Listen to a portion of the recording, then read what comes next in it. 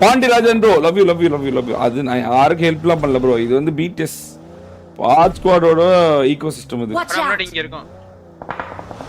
இங்க இருக்கும்.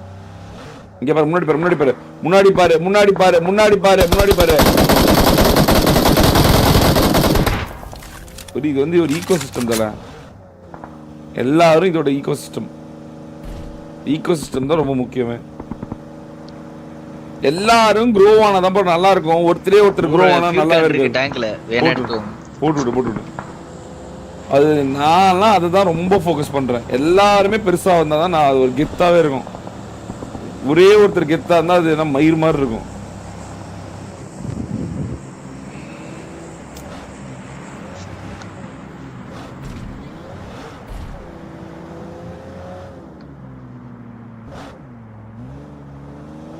அது கொஞ்ச நாள் கழிச்சு வந்துடும், உங்களுக்கும் வந்துடும். Take some time. அதுதான் வந்து நல்லதுன்னு உங்களுக்கு தெரிஞ்ச பிறகு நீங்களுமே பார்த்தீங்கன்னா உங்களோட வெற்றிக்கு மட்டும் இல்லாமல் எல்லாரோட வெற்றிக்குமே லைட்டாக கொஞ்சம் எஃபர்ட் போட ஆரம்பிப்பீங்க. சில தற்குறிங்க தான் ப்ரோ நான் மட்டுமே வரணும், நான் மட்டுமே லைவ் போடணும், எனக்கு மட்டும்தான் வரணும் எல்லாம் நினைக்கிறது வந்து சில எல்லாருடைய பைப்ஸ் மட்டும்தான். அது தமிழில் ஏற்கனவே அது கேவலமாக இருந்து போச்சு. அதெல்லாம் நான் உடச்சி ரொம்ப நாள் ஆச்சு ப்ரோ. நான் வந்ததுலேருந்து அதை உடச்சி தூர எரிஞ்சு மாலை வெளியே போங்கடா எல்லாம் அப்படின்னு லைவ் போட்டால் மட்டும்தான் யூடியூபராகவே இருக்கணும் அப்படின்னு கொண்டு வந்துச்சு. அது பிஃபோர் மதன் மட்டும்தான் அதெல்லாம்.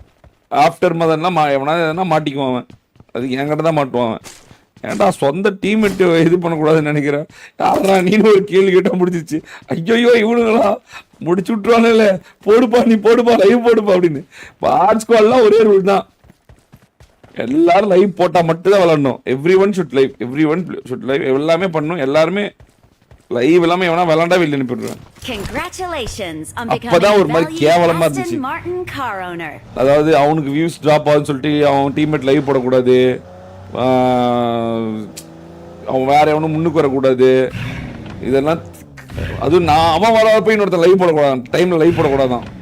இதெல்லாம் பார்த்து இதெல்லாம் எந்த ஊர்ல இருக்கிறீங்க நீங்களா கருமம் அப்படின்ற மாதிரி இருந்துச்சு.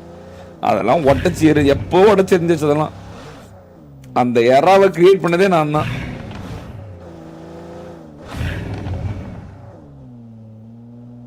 அதுவும் வாருக்கு அப்புறம் பார் ஸ்குவாட்ல இருக்கவன் எல்லாம் ஒவ்வொருத்தரும் ஒவ்வொரு பக்கம் ஒவ்வொரு மாதிரி வளர்ந்தான். வார் தான்.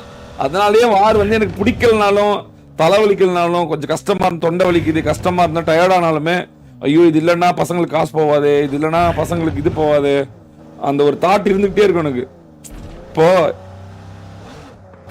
ஒருத்தன் போராடுவான் ஒரு இதுக்காக, அவன் அட்லீஸ்ட் அவன் ஒரு அடுத்த கட்டத்துக்காவது போவான், காசாவது வந்துச்சுன்னா அவனுக்கு அப்படின்னு. ஆனா அதுலயுமே பொட்டைங்க ஒழுங்கா விளையாடுறது இல்ல. ஒரே குறிப்பிட்ட ஒரு 4 டீம் தவிர வேற எல்லாம் பொட்டை டீம். இது என்ன பண்றதுன்னு எனக்கே தெரியல. அதனால நான் என்ன பண்ணுவேன், நல்லா இருக்க டீமை சொல்ல நான் பண்ணக்கூடாது, ஆனா நான் பண்ணுவேன். நல்லா இருக்க டீமா வாண்டடா உடைப்பேன். வெளியே போ, நீ தான் நான் ஜெயிச்சிட்டே இருக்க, உன்னால பசங்களுக்கு காசு வர மாட்டேங்குது அப்படின்னு. ஆனா அது தப்பு தான். ஆனா